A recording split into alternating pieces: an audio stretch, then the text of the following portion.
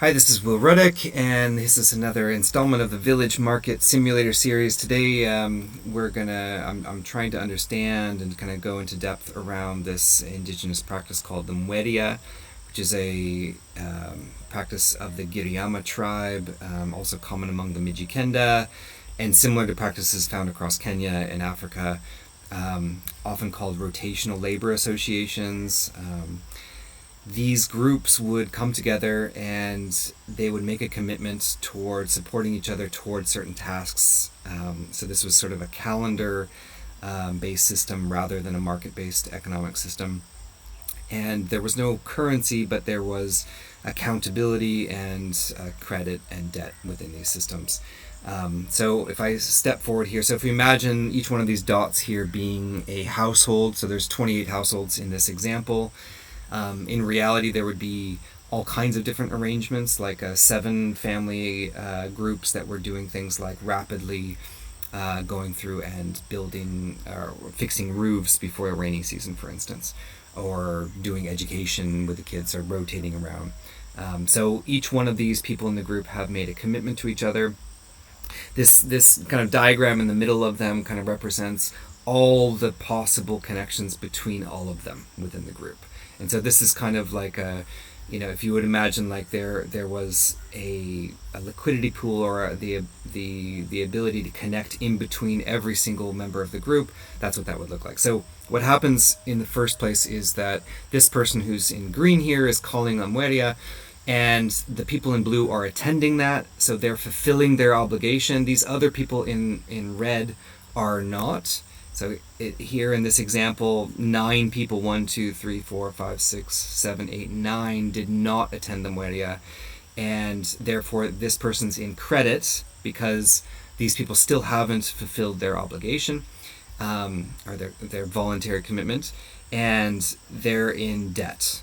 Okay, so that's why they're kind of going down, if you will, here. The blue lines are also transactions or exchanges going on in between members of the community that are not part of the Mwerya, so there would still be other forms of kind of market going on, maybe during events or during the week, people are still exchanging with each other.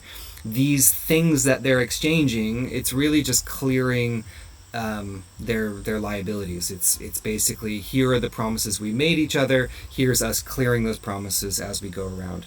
And so these people will eventually, in the red, will eventually make up their commitments with each other as this cycles around. And so this cycling around would happen all year long in different types of Mweryas. Often there'd be also things like jubilees where there's kind of explicit clearing of debts within the community. And the memory of the system of who's in credit and debt, that might be literally in the memory of elders in the community. It might also be in tally sticks and other forms of measuring. The Gini coefficient, like the inequality in this, is really, really low.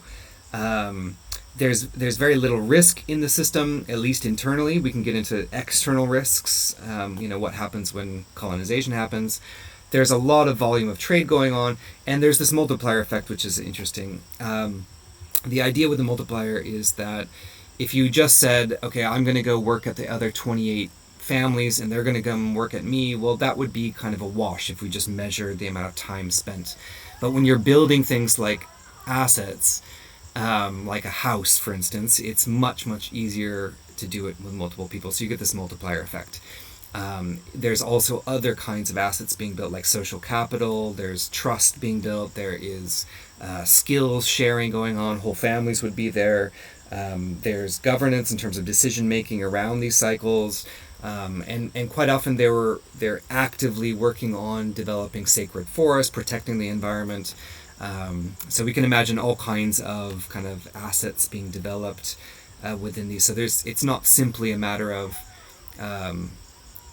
exchange this time for that time. And I think I'm going to stop there. In the background here, I've got these are transactions we can see on a distributed ledger called Cello. These are vouchers or commitments created by different groups, and they're trading them with each other in this kind of Mwerya or merry-go-round style. So like within a group, you can see this. They're also trading them amongst each other as well. So the ability right now for systems on distributed ledgers to create larger networks of Mweryas, so Mweryas of Mweryas, and connecting those Mweryas together across regions. So a lot of these represent about 80 different regions across Kenya with many different groups connected to each other. They're building that resiliency more and more. And so at the same time, communities are trying to survive, trying to build assets and whatnot, trying to get as much capital in the form of Kenyan shillings. They're also reviving a lot of these traditional practices. So this is actual real live data that we're seeing. You can actually go to viz.sarafu.network of what networks of these networks are looking at like, and each community has a different kind of visions of what they're trying to accomplish, and so we've been really inspired by seeing some of these traditions coming back. A lot of people, the parents and grandparents that were around in the 80s and whatnot can still remember doing a lot of these practices, and so the ability to have an accounting tool that enables these groups to connect with each other has been quite powerful over the last few years here. So thanks a lot. I think these pre-monetary, pre-market-based economic systems have a lot to teach us, and still learning myself about it. So have a good one. Take care.